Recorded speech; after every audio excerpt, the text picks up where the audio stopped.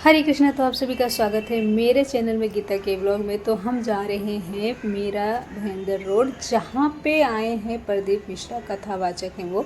तो बस हम जा रहे हैं वहीं पे कथा सुनने के लिए। और आज लास्ट दिन है तो भीड़ तो ज़रूर होगी। तो हमारी भाभीश्री हमें लेके जा रही है, जो रेड साड़ी वाली ना, ये हमारी भाभीश्री। तो बस आप ऐसे बने रहिए। अगर हम अंदर जा पाएंगे तो सुनेंगे, नहीं तो बाहर रोड से ही कथा को सुन लेंगे। तो हरे कृष्णा। भीड़ तो खूब है, बैठा अंदर में जाइए। हाँ? एक बार ट्राई करते हैं, भीड़ तो बहुत है।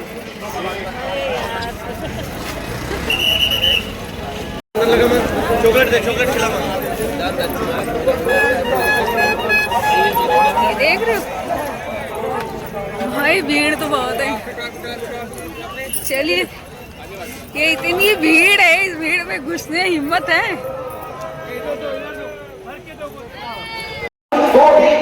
दो लोगों के बीच में बातचीत का कनेक्शन भी प्रारंभ हुआ है। एक ऐसे ऑक्सीजन की आवश्यकता थी जो लोगों के दृष्टि के साथ में उनका दृष्टिकोण भी जुड़ा सके। तो हम सभी ने देखा है, जब से जो महापुराण की कथा प्रारंभ हुई है, जब से लोग जो महापुराण की कथा श्रवण करना प्रारंभ करे हैं, तो उनका दृष्टिकोण भी जुड़ा है। एक ऐसे चित्रकार की आवश्यकता थी जो लोगों के चेहरे पर मुस्कान की रेखा देख सके।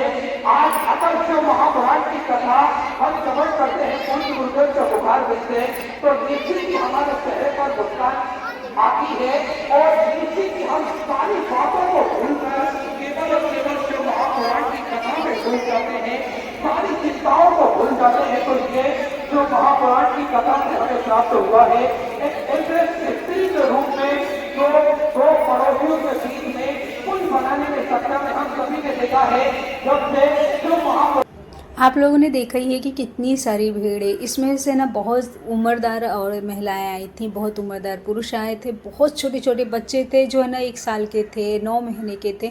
मैं बस उनसे गुजारिश करती हूँ कि है ना, मतलब आप इतने छोटे बच्चों को मत लाइए, क्योंकि इतनी भीड़ में बच्चे एकदम पिस जाते हैं। और जो उम्रदार हैं उनकी भी किसी किसी को सांस की प्रॉब्लम होती है, किसी को घबराहट होने लगती है। तो कथा सुनना ज़रूरी है। मैं ये कहती हूँ, कथा सुनना ज़रूरी है, पूजा पाठ करना ज़रूरी है, अंत समय में यही काम आएगा।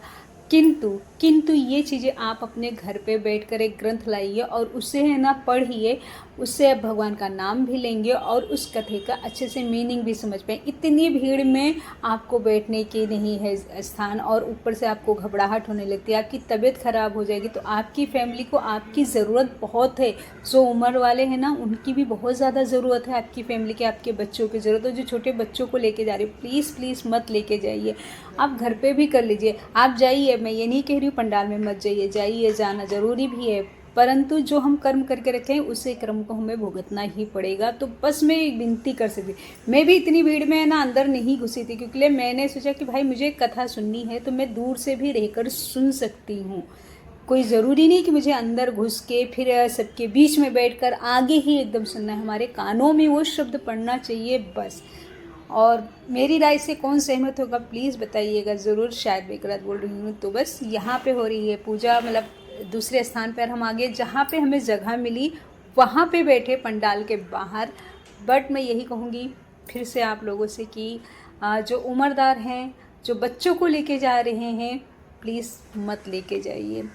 ज़रूरी है ये पूजा पाठ भी ज़रूरी, लेकिन साथ में खुद की सुरक्षा करना भी ज़रूरी है। भगवान ने ये भी कहा है।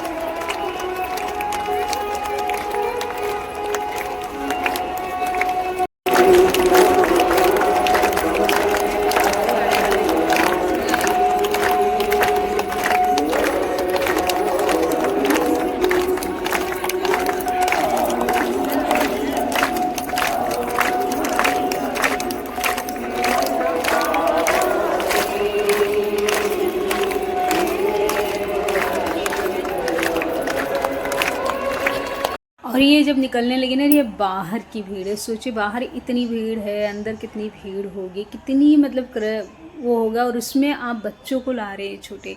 मैंने कितने बच्चों को ऐसे देखे जो माए लेके एकदम दपका के गोदी में रखे, बच्चे घबरा रहे हैं, सांस फूल रही है बच्चों की, लेकिन वो लेके आई।